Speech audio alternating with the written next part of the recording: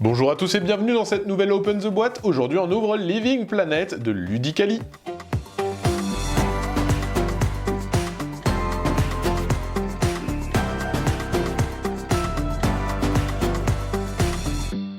Living Planet, c'est un jeu de Christophe Bollinger.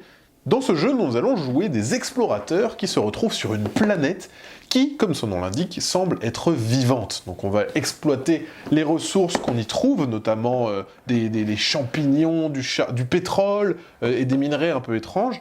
Malheureusement, il semblerait que la planète veuille se rebeller, et du coup, elle va nous faire des jets d'acide, elle va essayer de nous attaquer et de nous faire comprendre qu'elle est bien vivante, et qu'elle aime pas trop qu'on l'exploite un peu trop.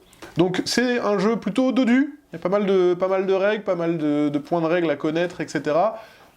Après, ça reste assez accessible, c'est un jeu gestion de ressources, de tempo, etc.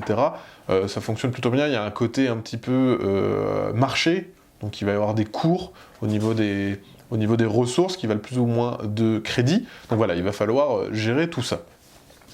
Il y a un système qui est assez intéressant dans le jeu, c'est-à-dire qu'il va y avoir un leader avec un plateau individuel, celui-ci, et c'est lui qui va décider des actions dans quel ordre elles seront résolues. Les différents joueurs auront une couleur, et c'est lui qui va décider grâce à ce petit plateau. Je vais vous montrer ça juste après. Donc, je mets ça sur le côté. Ici, on a tout simplement le cours des différentes ressources qu'on va retrouver sur la planète. Voilà, donc il y a différentes ressources. Elles valent plus ou moins d'argent. Là, on a quelques jetons.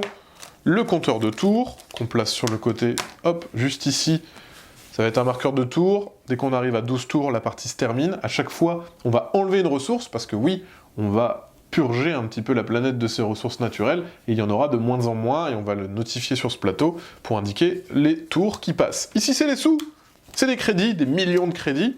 Donc là, on est sur du 50 millions, du 10 millions, et là, il y a des petites punches de 1 million de crédits. Ensuite, on a, hop, les bâtiments. Sur la planète, on va pouvoir construire des bâtiments qui vont nous permettre d'exploiter les ressources. Ici, par exemple, on pourra avoir du pétrole. Ici, il y a des éoliennes. Comme il y a beaucoup de vent, il va y avoir de l'électricité. Il va y avoir aussi la possibilité de récupérer des champignons à cause des acides et des geysers, etc. Mais aussi des bâtiments un petit peu plus puissants qui ont une autre forme, qui sont immunisés contre certains cataclysmes que la planète pourrait vous lancer. Voilà, donc ça, c'est les différents bâtiments qui se déclenchent aussi avec des valeurs. Ici, hop, on a toutes les autres punchboards qui sont notamment les endroits où vous allez être. Donc là, par exemple, sur le plateau à 3 joueurs, on va commencer sur cette face ici, et après, petit à petit, on va pouvoir découvrir la planète et ajouter de nouveaux hexagones avec des nouvelles ressources à trouver, des emplacements où on va pouvoir construire, mais aussi voilà, des champs de champignons radioactifs qui balancent de l'acide.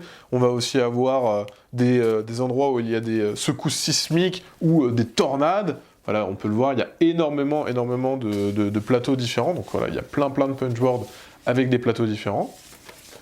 Et cette planète, on va la découvrir au fur et à mesure, parce que dans le jeu, il y a plusieurs actions, et l'une d'entre elles est d'explorer. On y reviendra plus tard. Je vous montre l'intérieur du thermo, voilà, hop. On pourra tout ranger tout beau, tout propre, et ça c'est plutôt chouette, c'est vraiment bien. Ici, on a les paravents, parce qu'on va tout garder derrière un petit paravent. Chaque joueur a son paravent, hop. Voilà, donc il y a les différentes couleurs en fonction des joueurs. Et il y a aussi le rappel de toutes les actions qui sont disponibles. Donc en fait, on voit les ressources, ce qu'elles produisent, les bâtiments qui produisent ces ressources. On voit aussi que la phase, elle est en plusieurs actions. Donc je vous le montrais, d'abord on pose les dés, ensuite on va avoir la gestion des ressources, donc on crée des ressources, et ensuite on fait 2 actions. Et ici on a les 6 actions disponibles lors de votre tour. Ça va être notamment explorer, ça va être notamment se déplacer, etc., etc. Et ici, on a un rappel des points de victoire que génèrent les différents bâtiments que vous avez construits, les crédits qui vous restent, 5 millions de crédits rapportent 1, mais aussi les modules que vous avez construits. Donc voilà, ça sert de rappel et ça sert aussi de paravent. On parle des dés, je vais vous montrer justement ces petits dés. C'est des dés en bois, de toute beauté, voilà. Donc c'est pas des dés qu'on va lancer, c'est des dés qu'on va définir grâce à des cartes. Au début de la partie, chaque joueur va avoir son paquet de cartes, voilà, de sa couleur. Donc ici par exemple, je vais juste enlever les autres cartes de cours. Ici par exemple, on a les cartes du joueur vert. Et on a les 6 faces de dés représentées sur ces cartes. On va en choisir une, qu'on va poser. On va tous révéler simultanément le dé qu'on a choisi, et on va les indiquer ici, sur ce petit plateau que le leader aura. Et ensuite, il va pouvoir les déplacer pour déclencher les différentes phases pour les différents joueurs. Sachant que ces phases de dés vont déclencher des cataclysmes sur la planète. Et c'est ça qui est super drôle, c'est qu'en fait, en fonction de l'ordre dans lequel vous allez déplacer les dés, il va se déclencher des choses sur cette planète, pas dans le même ordre. Ici, il va y avoir un jet d'acide, ici, il va y avoir une tornade, s'il y a le 3 jaune. C'est pas le cas, heureusement. Mais voilà, c'est là où ça devient tout intéressant dans le jeu, c'est l'activation des actions en fonction des valeurs des dés et des couleurs. On va le faire dans un certain ordre pour pouvoir optimiser et être le plus efficace possible, ou embêter le plus possible les autres adversaires. En plus de ça, le leader, la carte qu'il a posée, ça va lui donner un petit pouvoir. C'est pour ça que sur chaque carte, il y a un petit pouvoir. Par exemple, ici, là, sur le 2, c'est les ressources sont doublées à la production. Voilà, donc après, il va y avoir des petits bonus. Comment on symbolise que des bâtiments nous appartiennent, etc. Eh ben, c'est avec ces jolis petits disques de couleurs. Il y a des couleurs pour tout le monde. Ensuite, on va avoir des petits bonhommes, donc ils sont chacun individuellement dans un petit sachet. Voilà, donc ça c'est vos petits bonhommes sur la planète. Ils sont tout beaux, ils sont tout mignons. Et il y en a plusieurs, un de chaque couleur. Voilà. On a ici, je parlais juste avant, on a aussi des véhicules. Voilà, donc là on a les petits véhicules. Chacun a son petit véhicule. Voilà. Ça c'est plutôt chouette en termes de matériel. Sur le plateau, vous avez vraiment la planète qui se construit petit à petit. Ça, c'est vos personnages, votre groupe, en fait. C'est votre groupe d'explorateurs. Voilà. Pareil, encore une fois, chacun a sa couleur. On a ensuite des petits cubes dans la boîte. Ces petits cubes, bah, tout simplement, ils vont servir sur... Donc, c'est un peu le bazar, il y a plein de choses. C'est une boîte bien remplie. On a, hop, donc, ici, en fonction des ressources, c'est ça qui va nous permettre de savoir quel est le cours actuel de la ressource, la valeur qu'elle a. Donc ça va fluctuer, monter, grâce à ce paquet de cartes. Ce paquet de cartes-là, donc c'est une des actions possibles. On va pouvoir piocher des cartes ici, pour par exemple, bah voilà, on va dire, hop, ça augmente de 3, on augmente de 3. Ou alors, oh, le pétrole descend de 2, on le descend de 2. Donc c'est ces cartes-là qui sont sur le côté, dès qu'elles sont utilisées, on les défausse, et c'est ça qui va changer. Si on arrive tout en haut, crash boursier, bam, ça redescend, etc., etc. Donc il y a moyen de faire des choses un petit peu tricky.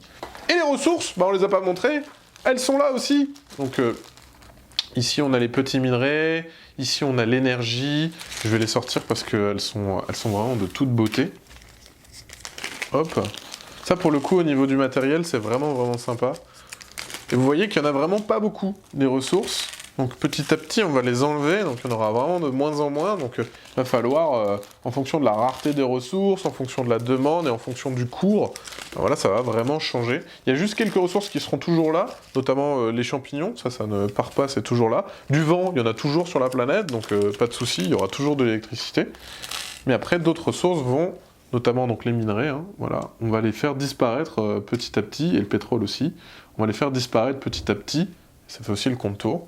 Parce que bah, voilà, la planète, malheureusement, va se défendre. Autre chose que j'ai pas expliqué, au début de la règle, on a une histoire. On a une histoire qui est plutôt sympa. Et une fois qu'on a fini notre partie, on a une histoire finale que je vous inviterai à lire, parce qu'il y a une espèce de petite histoire, une petite morale aussi sur cette planète qui est vivante, qui est finalement un être vivant. Un peu comme notre planète, j'ai envie de dire. Et j'ai trouvé cette immersion plutôt sympa et en termes de mécanique, était vraiment bien amenée dans le jeu. Voilà, je crois que je vous ai tout montré vis-à-vis du matos de Living Planet. Mais sur ce, comme d'habitude, on vous fait des gros bisous, on vous dit à la prochaine, et puis ciao!